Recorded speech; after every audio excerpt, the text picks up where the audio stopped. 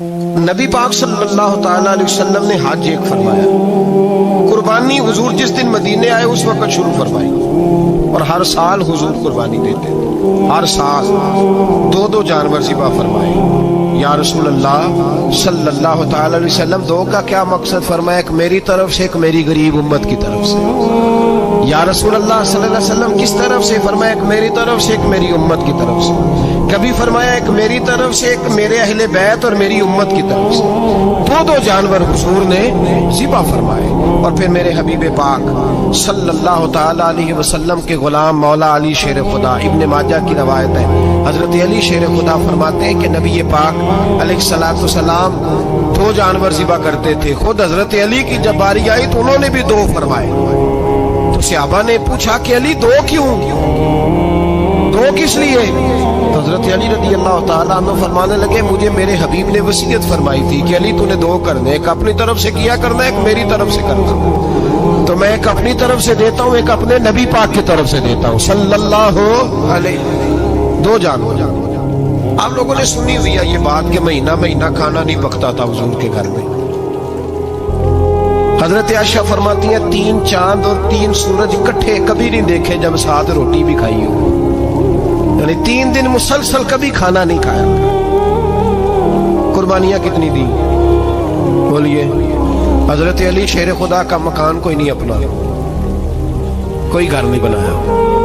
مولا کائنات شیر خدا، میں نے یہ بات پھر دوہرا رہا ہوں، پہلے بھی میں نے عرض کی تھی، پکا کرنے کے لیے دوہرا رہا ہوں۔ حضرت علی کا کوئی کاروبار نہیں بظاہر۔ بی بی صاحبہ فرماتی ہیں کہ کئی ہفتے صرف سرکہ اور کھجورے۔ قربانیاں کتنی؟ اسی سارے صاحب لان ٹورے ہیں کہ ساڑھے تے لگ دی ہے کہ نہیں، پکا۔ اور پھر جب بات ہوتی ہے دینے کی تو ماحول اور ہوتا ہے، جب لینے کی باری ہوتی ہے تو ماحول اور ہوتا ہے۔ قربانی واجب ہے اس شخص پر جس کے پاس 52.5 تولے چاندی یا 7.5 تولے، لیکن میں 7.5 تولے والا فتویٰ نہیں دیتا، میں 52.5 تولے چاندی والا فتویٰ دیتا ہوں، اس لیے کہ 52.5 تولے چاندی تو شاید تولہ یا 1.5 تولہ سونے کے برابر ہی ہو جائے، ٹھیک ہے نا جی؟ تو 7.5 تولے سونا 50-60 ہزار روپیہ جس آدمی کے اکاؤنٹ میں موجود ہے وہ قربانی کرے۔ بلکہ امام شافعی رحمۃ اللہ علیہ فرمایا کرتے تھے جس نے 3 کمروں کو تالا لگایا ہوا ہے وہ 3 کمرے فارغ ہیں اس کے کسی کام کے نہیں، ان کی قیمت کا حساب لگائے۔ چھت پہ سٹور بنا دیا ہے، کوئی مطلب نہیں اس کا، اور جو ویسے رکھی ہوئے ہیں کوئی معنی ہی نہیں کمرے کا، فرماتے تھے حساب لگائے، قربانی کرے۔ رب کریم کی بارگاہ میں دینے کا جب معاملہ آیا تو تو گول کر گیا کام۔ میرے رسول کائنات سرور عالم صلی اللہ علیہ وسلم کا جب اپنے لیے چیزیں استعمال کرنے کا ماحول ہے تو محبوب پاک علیہ الصلوۃ والسلام نے مہینہ مہینہ روٹی نہیں پکائی۔ یہاں جو آدمی ہر جمعرات کو 4 کلو بکرے کا گوشت پکاتا ہے اور ہر تیسرے دن مرغی کا گوشت لاتا ہے، وہ قربانی کی باری آتی ہے تو کہتا ہے میرے پہ لگتی نہیں۔ وہ ٹھیک ہے ابا جی لے آئے، ابا جی کی طرف سے قربانی ہے، اس دفعہ ابا جی کی، اگلی دفعہ اماں جی کی، اس سے اگلی دفعہ دادی جی کی۔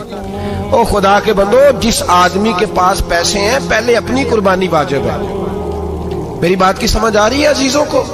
جو آدمی صاحب استطاعت ہے پہلے کس کی قربانی کرے گا؟ وہ کمائی کرتا ہے، اس کے اپنے اکاؤنٹ میں تنخواہ آتی ہے، ابا جی کے اکاؤنٹ میں نہیں آتی۔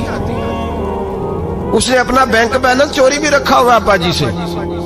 پہلے اپنی قربانی کرے، اگر اس کو شوق ہے، دل کرتا ہے تو ایک اور خریدے، پھر ابا جی کی طرف سے کرے۔ اگر اللہ نے توفیق دیا تو ایک اور خریدے، اماں جی کی طرف سے کرے۔ اور اگر اس کے دل کو اللہ ٹھنڈک عطا کرے، سکون کرے، تو پھر اپنے رسول کی طرف سے بھی قربانی دے، پھر اپنے محبوب کی جانب سے بھی قربانی کرے۔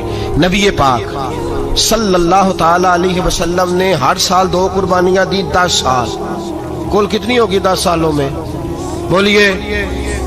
اور جب حضور حج کرنے گئے نبی پاک نے 63 اونٹ ذبح فرمائے۔ ایک اونٹ میں کتنی قربانیاں ہوتی ہیں؟ 63 اونٹ حضور نے ذبح فرمائے۔ اور حدیث بڑی مزیدار ہے، حضرت ابو ہریرہ رضی اللہ تعالیٰ عنہ فرماتے ہیں کہ جب اونٹ ذبح کرنے کی باری آئی تو ہم سوچ رہے تھے، پریشان تھے کہ یہ تو بڑا مشکل ہے ذبح کرنا، بڑا مشکل ہے، اس کو تو نہر کرنا پڑتا ہے، گرانا پڑتا ہے، باندھنا پڑتا ہے، سب سے مشکل کام اونٹ ذبح کرنا ہے۔ تو نبی پاک صلی اللہ علیہ وسلم کی تو عادت کریمہ ہے، اپنے ہاتھ سے ذبح کرتے ہیں حضور، وہ ہمارا اللہ خیر کرے، اب اللہ ہی حافظ ہے. ذبح کرنا تو دور کی بات ہے، ہمارا جو BA پاس لڑکا ہے نا اس کو ڈر آتا ہے جانور کے پاس کھڑے ہوتے ہوئے. کہتے ہیں بچوں کو اندر لے جاؤ، 10 سال کا 12 سال کا اندر لے جاؤ، ذبح کرنا روئے گا. اب بس کرو یار، یہ کس قوم سے تمہارا تعلق پڑ گیا ہے؟ ہمارے تو 12 اور 14 سال کے معوذ اور معاذ ابو جہل کی گردن کاٹ کے رکھ دیا کرتے تھے، اور تو بچہ بکرا ذبح کرنے سے ڈرا رہا ہے. اس کو کھڑا کر لا کے، قربانی تو جہاد کی ٹریننگ ہے. وہ کھڑا کر، اس کو کہا بیٹا یہاں کھڑا ہو، اللہ کے رستے میں بکرے کی گردن کاٹنی ہے. اگر کوئی شخص خدا رسول کے دین کی مخالفت کرے، کفر کا جھنڈا اٹھائے تو اس کی گردن بھی کاٹنی ہے.